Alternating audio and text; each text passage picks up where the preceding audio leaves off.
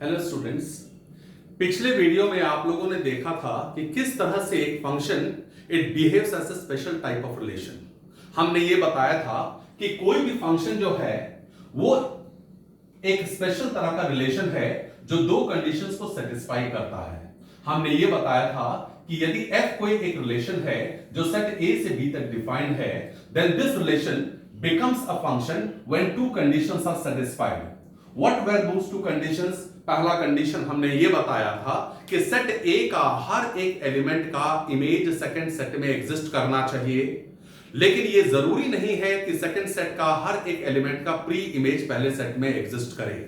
दूसरी बात हमने ये बताया था कि किसी भी दो एलिमेंट का सेट ए का किसी भी दो एलिमेंट का सेम इमेज हो सकता है, लेकिन क्या नहीं हो सकता है कि किसी भी एक एलिमेंट का एक से ज्यादा इमेजेस सेट बी के अंदर एग्जिस्ट नहीं करना चाहिए। यदि कोई भी एक रिलेशन इन दोनों कंडीशंस को सेटिस्फाई करता है तो ऐसे स्पेशल तरह का रिलेशन को हम फंक्शन कहते हैं। इसीलिए हम कई बार ये बोलते हैं कि every function is a relation, whereas every relation is not necessarily a function. In fact, a function is a special type of relations satisfying these two conditions. ये हमने पिछले क्लास या पिछले वीडियो में हम लोगों ने ये चीज समझा। आज आप समझेंगे फंक्शन को एक दूसरे तरीके से हम लोग समझेंगे, जिसमें आप लोग ये देखेंगे कि फंक्शन एक मशीन की तरह बिहेव करता है। A function behaves as a machine or a function behaves as an operator. Just imagine हमारे पास एक मशीन है।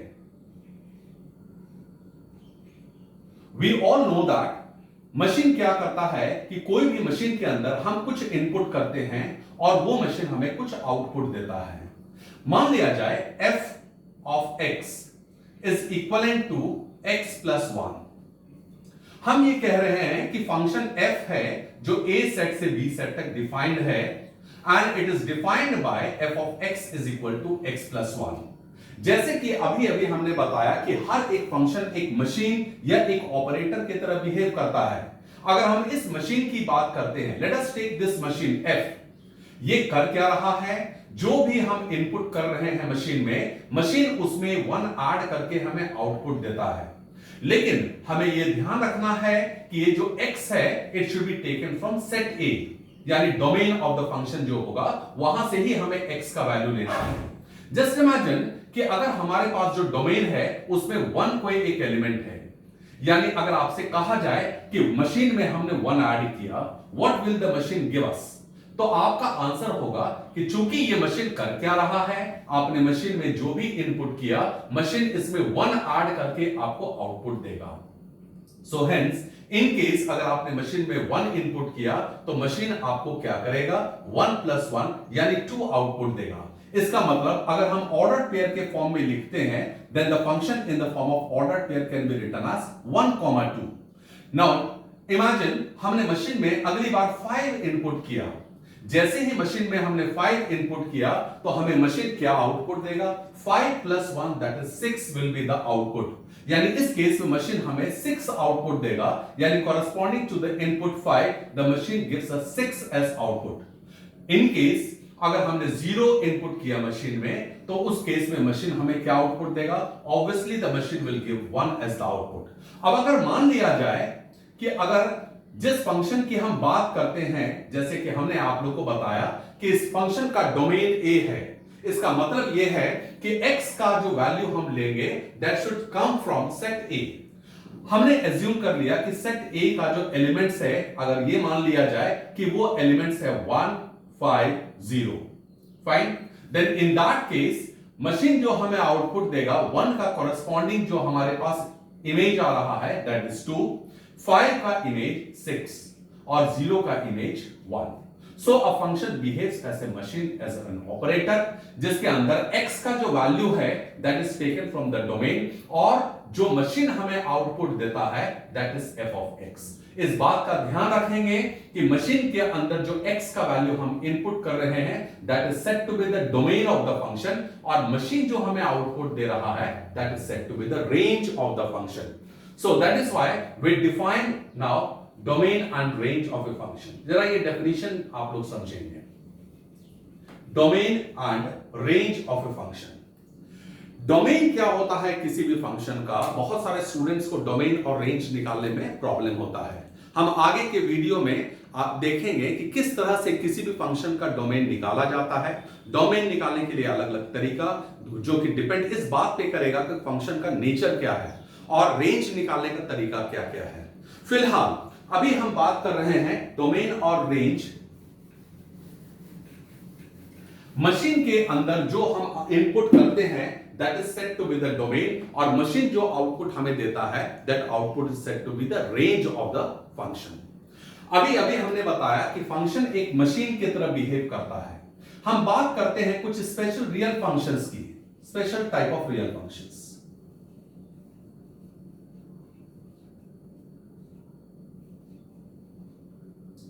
हम स्टार्ट करेंगे सबसे पहला कांस्टेंट फंक्शन।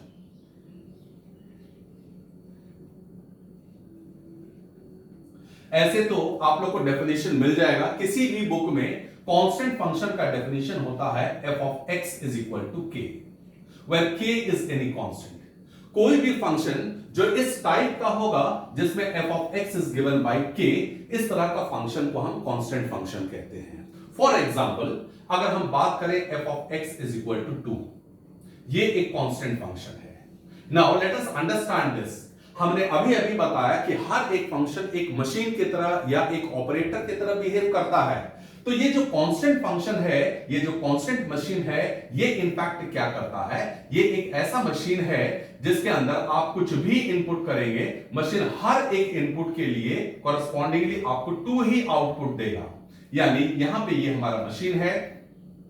मान लिया जाए यहां पर हमने मशीन में 1 इनपुट किया, तो ओवरऑल यहां पे क्या हो रहा है, चूंकि फंक्शन एक कांस्टेंट फंक्शन है और अगर इसका definition f of x equal to 2 है, इसका मतलब ये हुआ कि जैसे ही मशीन में 1 इनपुट करेंगे, मशीन हमें आउटपुट देगा 2।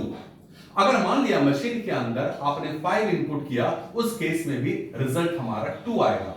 अगर आपने कोई भी और रियल नंबर इनपुट किया तो हर केस में जो फंक्शन है that will always give you 2 as output. और इसी लेकर के चूंकि मशीन के अंदर में हम चूंकि कोई भी रियल नंबर इनपुट कर सकते हैं, इसीलिए अगर हम बात करें कांस्टेंट फंक्शन का, हम ये कहते हैं domain of the constant function is all real number. Whereas if we talk about range of constant function, range of constant function is k.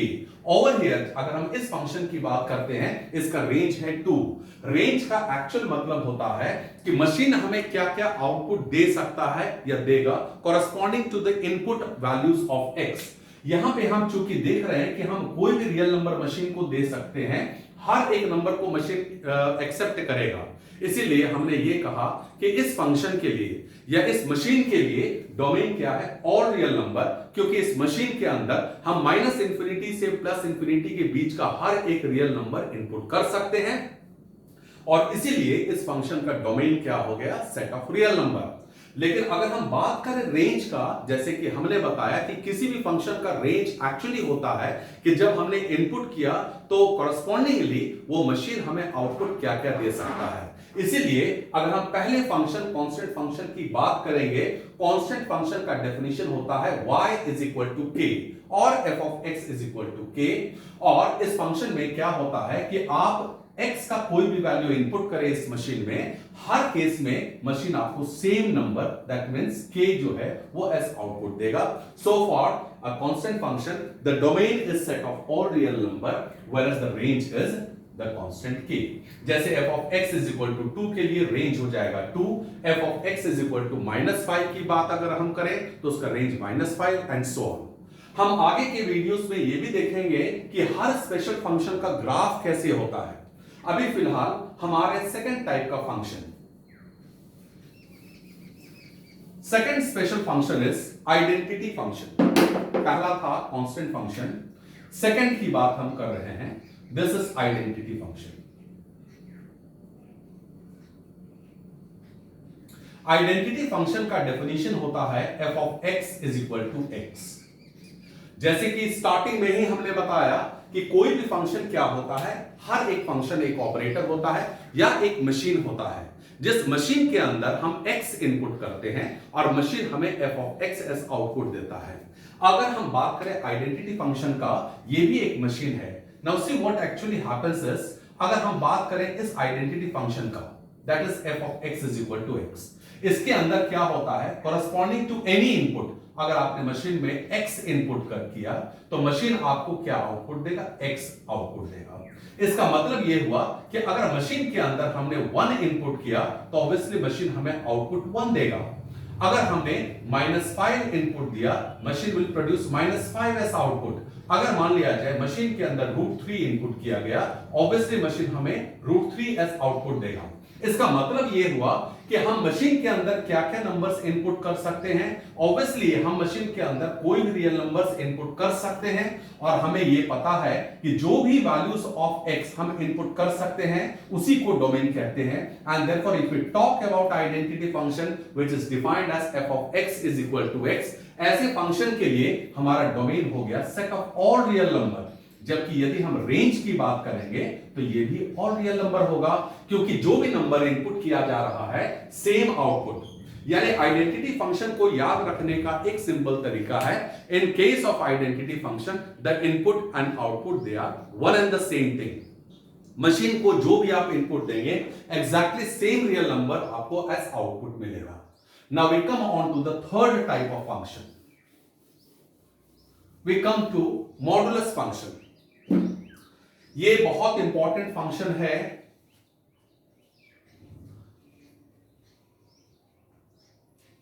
ये सिर्फ 11th में नहीं, सिर्फ 12th में नहीं, बल्कि कॉम्पिटिशंस में भी और हायर स्टडीज में this function has a relevance. इसीलिए आप लोग से ये रिक्वेस्ट है that you need to understand the meaning, definition and everything related to modulus function properly. अब हम बात करते हैं मॉडुलस फंक्शन का डेफिनेशन का। बहुत सारे बच्चे कंफ्यूज होते हैं, इसलिए आप लोग इसको जरा अच्छी तरह से समझेंगे। f of x is equal to mod x, mod x को इस साइन से रिप्रेजेंट करते हैं। मॉडुलस फंक्शन का दूसरा नाम एब्सोल्यूट वैल्यू फंक्शन भी है। और इसमें क्या होता है, अगर हम बात करें mod of x, किसी भी नंबर x का मॉडुलस का मतलब होता है the output will be x whenever x is greater than or equal to 0 and is equal to -x for x less than 0। ये तो डेफिनेशन हो गया मॉडुलस फंक्शन का। अब जरा इसको डिटेल में समझते हैं। How does modulus function behave as a machine, ये आप लोग जरा देखेंगे ध्यान से। यहां पे मॉडुलस एक फंक्शन है, और जैसे कि आप लोगों को बताया कि हर एक फंक्शन एक मशीन की तरह बिहेव करता है। क्योंकि मॉडुलस भी एक फंक्शन है, इसका मतलब ये हो गया कि ये भी एक मशीन की तरह बिहेव करता है। नाउ लेट अस सी, हम ये अज्यूम करते हैं कि ये मशीन यहां पे रखा हुआ है। अगर मान लिया जाए, आपसे कहा जाए कि what is f of -2, consider आपसे कहा जाए कि f of -2 क्या होगा। f of -2 निकालने का एक्चुअल मतलब है कि इस मशीन के अंदर यदि -2 इनपुट किया जाए तो ये मशीन हमें क्या आउटपुट देगा। अब जैसे ही -2 आपने मशीन के अंदर डाला तो मशीन सबसे पहले चेक करेगा कि जिस इनपुट को आपने डाला है मशीन में, यानी जो x है जो आपने इनपुट किया है, क्या वो नंबर 0 या 0 से बड़ा है या 0 से छोटा है। नाउ ओवर हियर हम ऑब्जर्व कर रहे हैं कि जो इनपुट है हमारा that is -2, obviously this input that is this value of x is less than 0, ये नेगेटिव है। तो ये मशीन क्या करेगा, जब कभी भी आपने कोई नेगेटिव नंबर इसमें इनपुट किया तो ऐसे केस में ये मशीन क्या करेगा, जो भी इनपुट है उसका साइन चेंज करके आपको आउटपुट देगा। So the machine will give you -2 that is +2 S output. Likewise अगर आपसे कहा जाए what is the absolute value of 0, तो आप देख सकते हैं कि जो आपने मशीन में इनपुट किया दैट इज 0। और यहां पर by definition of this function, by definition of this machine, हम ये जानते हैं कि यदि आपने जो इनपुट किया यदि वो नंबर 0 है या 0 से बड़ा है यानी पॉजिटिव है, ऐसे केस में ये मशीन आपको वही आउटपुट देगा जो आपने इनपुट किया है। क्योंकि आपने मशीन में 0 इनपुट दिया है तो मशीन आपको 0 ही आउटपुट देगा। अब अगर हम बात करते हैं किसी भी पॉजिटिव नंबर का, for example consider f of 7, आपको f of 7 निकालने के लिए कहा गया है। मतलब ये हुआ क्वेश्चन का कि यदि मशीन के अंदर आपने 7 इनपुट किया तो मशीन आपको क्या आउटपुट देगा। तो मशीन के अंदर हमने 7 आउट इनपुट कर दिया। नाउ द क्वेश्चन इज कि मशीन क्या करेगा। सबसे पहले मशीन ये डिसाइड करेगा कि जिस नंबर को इस मशीन के अंदर इनपुट किया है ऑब्वियसली ये नंबर जो है वो 0 से बड़ा है। और डेफिनेशन ये बताता है मॉडुलस फंक्शन का, ये मशीन क्या करता है कि यदि कोई भी नंबर जो 0 से बड़ा है अगर मशीन के अंदर वो इनपुट किया जाए तो मशीन उसी नंबर को एज एन आउटपुट देगा, यानी 7 का कॉरस्पॉन्डिंग आउटपुट जो है वो 7 होगा। यानी एक चीज इस डेफिनेशन से जो बहुत क्लियर हो रहा है वो ये है कि आप मशीन के अंदर कोई भी इनपुट दें, ये जो मशीन है ये कभी भी नेगेटिव वैल्यूज आपको आउटपुट में नहीं देगा। मतलब ये हुआ कि हम मशीन में कोई भी इनपुट दे सकते हैं, एनी रियल नंबर। आप मशीन में -7 दे सकते हैं, आप √3 दे सकते हैं, 100 दे सकते हैं, कोई भी नंबर आप इनपुट दे सकते हैं।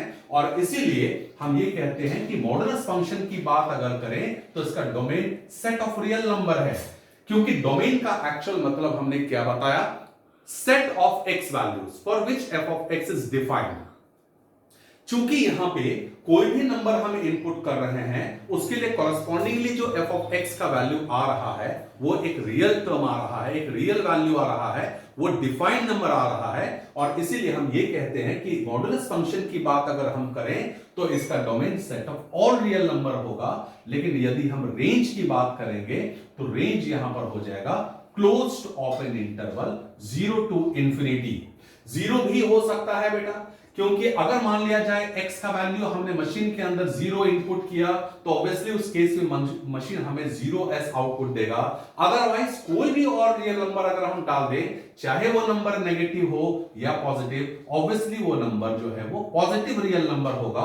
और इसी लेकर के अगर हम मॉडुलस फंक्शन की बात करेंगे तो इसका रेंज हो जाएगा closed open interval 0 to infinity. लेकिन अगर हम बात करें डोमेन का तो domain is the set of real number, और ऐसा इसलिए क्योंकि हम मशीन में कुछ भी इनपुट डाल सकते हैं। We may take any real value of x, for any real value of x the corresponding value of y that we obtain will be a number that will be a real number that lies in closed open interval 0 to infinity. And that is why we said that for modulus function the domain is set of real number. You may also represent it like -infinity to +infinity within open interval, and the range of modulus function is closed open interval 0 to infinity. ये बात हमने कर लिया modulus function का। तो अब तक हमने 3 स्पेशल फंक्शंस की बात करी। सबसे पहला था कांस्टेंट फंक्शन। जैसे कि सबसे पहले वीडियो के स्टार्टिंग में हमने बताया कि फंक्शन एक मशीन की तरह बिहेव करता है। उस मशीन में हम कुछ इनपुट करते हैं और मशीन हमें आउटपुट देता है। जो नंबर्स हम इनपुट कर सकते हैं वो सभी इनपुट का कलेक्शन या सेट को हम डोमेन कहते हैं, और जो आउटपुट मशीन हमें देता है उसके कलेक्शन को हम रेंज कहते हैं। सेकंड हमने बताया पहला था कांस्टेंट फंक्शन, जिसका डेफिनेशन था f of x is equal to k, यानी वो एक ऐसा मशीन होता है जिसमें इनपुट तो हम कुछ भी कर सकते हैं लेकिन हर एक इनपुट के लिए जो आउटपुट है that will be a constant number k। इसीलिए domain of constant number is set of real number whereas range is k। Second हमने लिया था आइडेंटिटी फंक्शन या आइडेंटिटी मशीन। ये एक ऐसा मशीन है जिसके अंदर जो आप इनपुट करेंगे वही आपको आउटपुट मिलेगा। उसका डेफिनेशन होता है f of x is equal to x, तो जो इनपुट वही आउटपुट। इसका भी domain set of all real number, range set of all real number. Third was modulus function, जिसमें हमने बताया कि वो एक ऐसा मशीन है जिसमें आप कोई भी इनपुट करेंगे, मशीन सबसे पहले ये डिसाइड करेगा कि जो आपका इनपुट है यदि वो नंबर 0 या 0 से बड़ा है तो machine same number as output produce कर देगा। लेकिन इन केस यदि आपने मशीन में कोई एक ऐसा नंबर इनपुट किया जिसका मैग्नीट्यूड अगर वो नेगेटिव है तो मशीन क्या करता है, उस नंबर का साइन चेंज करके आपको आउटपुट देता है। हम चौथा फंक्शन पे आते हैं। That special function is known as signum function.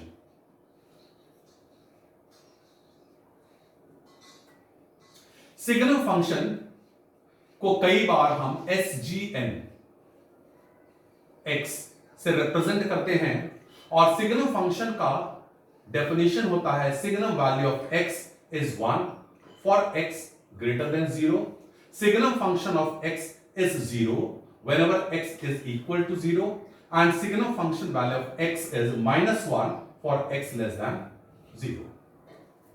अब इस डेफिनेशन को हम समझते हैं कि इनफैक्ट सिग्नम मशीन करता क्या है।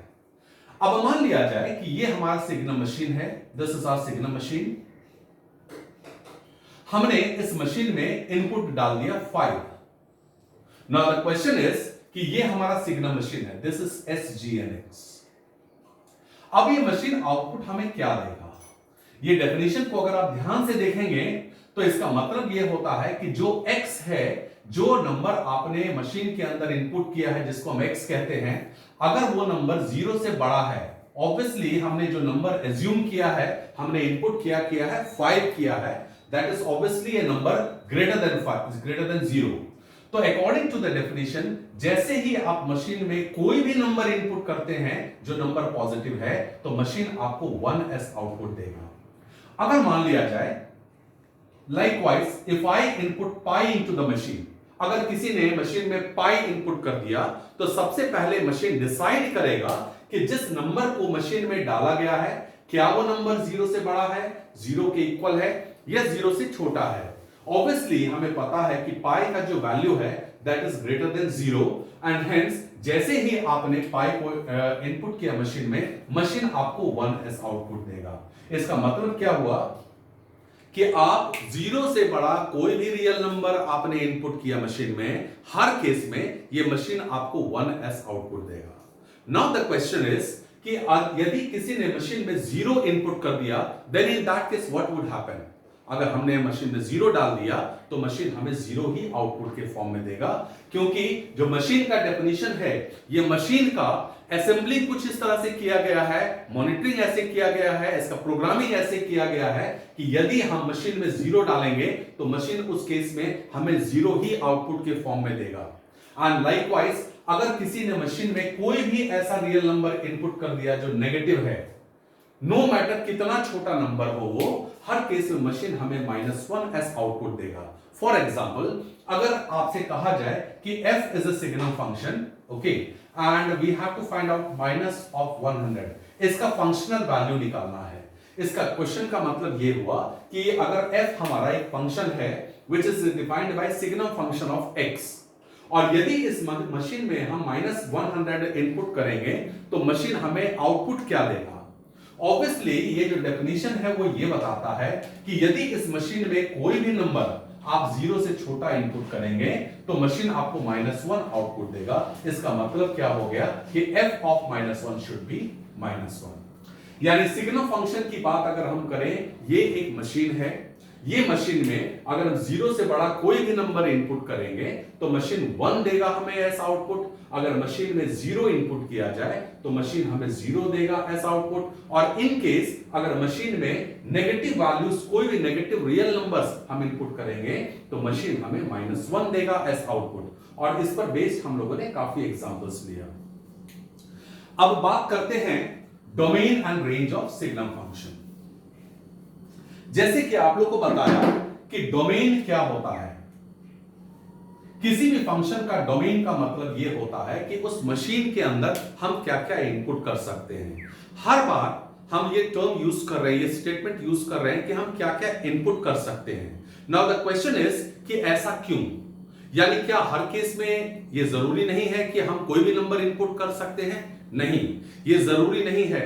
इसके लिए आप लोग मेरा वीडियो वॉच करेंगे जिसके अंदर हमने क्लियरली एक्सप्लेन किया है there are 3 terms, undefined, infinity and indeterminate form. इन तीनों में बेसिक डिफरेंस क्या है, कौन कौन से इनडिटर्मिनेट फॉर्म होता है और उनको इनडिटर्मिनेट क्यों कहा जाता है, ये सारा कुछ हम लोग उस वीडियो में डिस्कस करेंगे।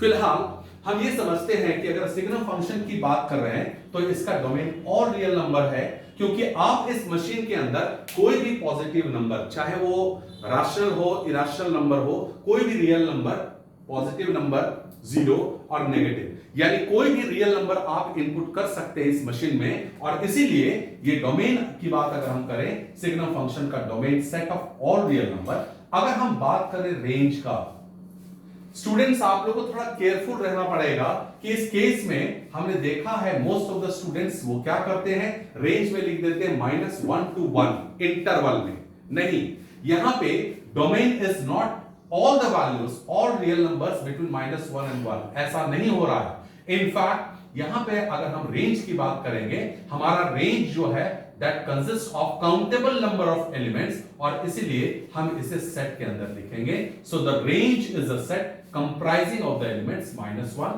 0 एंड 1। ये हो गया हमारा सिग्नम फंक्शन, सिग्नम मशीन की बात। आगे हम फिफ्थ टाइप का मशीन की बात करते हैं। We come on to the fifth type of machine. उस मशीन का नाम है ग्रेटेस्ट इंटीजर फंक्शन।